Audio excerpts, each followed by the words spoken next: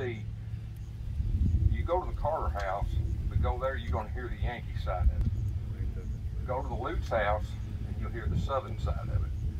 And there's burnt places on the floor where the cannonballs went through the wall and was hot enough that scorched the floor, and there's a little bowl in the floor where them cannonballs landed. And there's parts of that floor still red from the blood of those Confederate soldiers that was laid on the house.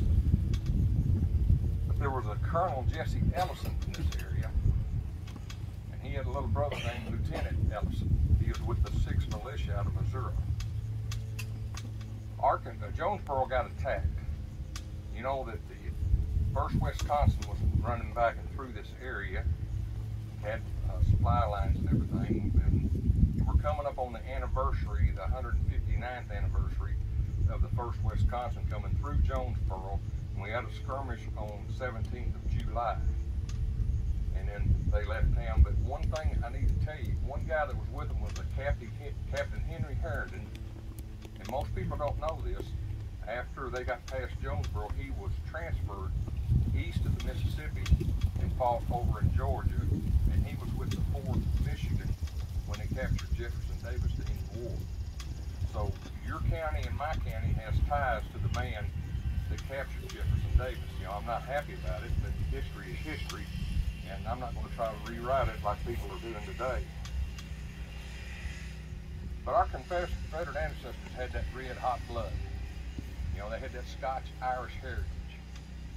You know, England and Ireland has issues today, don't they? Well, most people up north are more English. The South is more German and Irish and Scottish. Well, there's a cultural difference between the Northerners and the Southerners even today. And so no one even talks about the culture difference. Now, they throw the big slavery word around, but they don't tell you how much the North was involved in it, and they profited from it. But Ellison, when he came in to the 6th Missouri Militia, they was called to come down after we had that incident on the 17th of July, and on the 2nd of August, the 1st of August, the 1st Wisconsin went south of Jonesboro, and they captured about 20 men and 20 wagons and horses.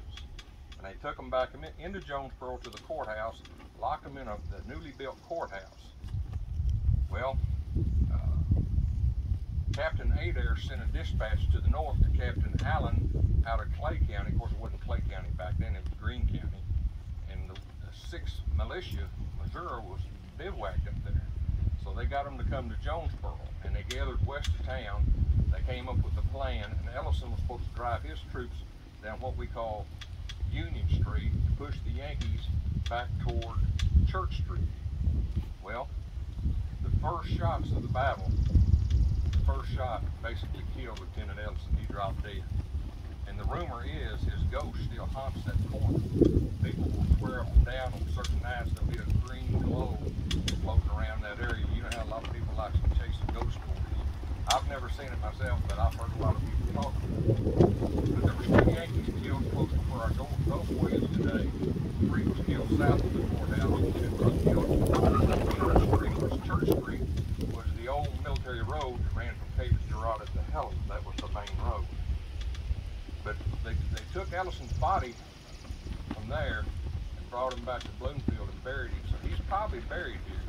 But I don't know if y'all got a stone for him or not. But anyway,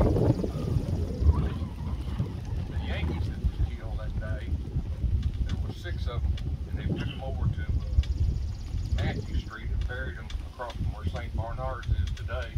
And after the war, they dug the bodies up. They had wooden coffins to put the soldiers' names. They even had their names that they wrote in chalk on the coffins. Well, these glorious Yankees that they loaded up, took them to Memphis on rail. Well, they took them by wagon most of the way. Got them over to the Great River National Cemetery. Well, it rained. Well, you know what happened to the chalk.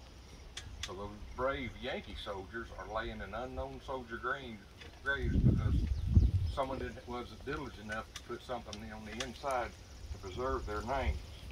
But at least they've got a headstone that says unknown to this day. But that showed the esprit de corps between the Missouri troops and the Arkansas troops, how they got along.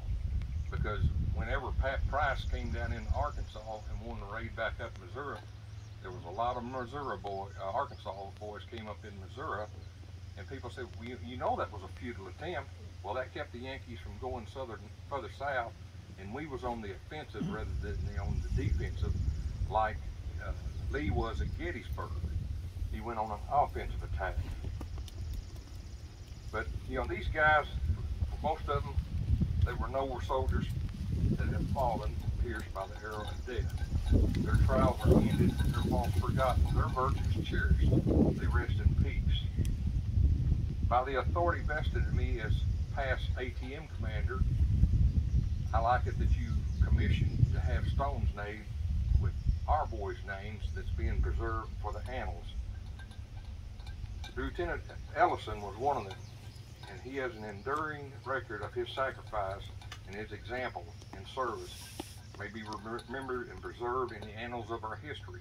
We have a tombstone at our Confederate Park at Jonesboro that has Lieutenant Augustus Ellison's name on it. So if you ever go to Jonesboro, down South Main Street, to McDonald's, Starbucks, and Kentucky Fried Chicken, we got 8 stones there. 2 unknown soldiers, 1 with Ellison, and 5 other soldiers that we know that died somewhere else during the war, and we don't know where they're buried. We chose to honor those.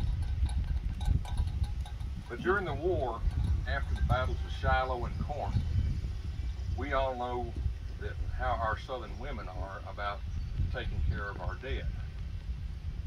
The ladies of Columbus, Mississippi got together, and they was going to go out to the cemetery and lay flowers and ribbons and crosses on the graves of the boys that died at Corinth and Shiloh.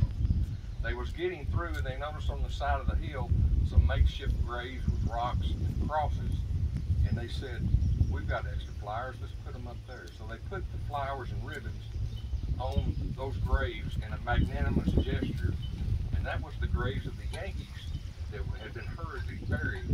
But these women knew that the women from up north could not honor their dead, so they chose to recognize the death of their northern brothers that probably killed their fathers or brothers or cousins. At this time, I left Bobby Barnett, escorted by y'all's commander, to lay flowers at the vacant chair. Uncover.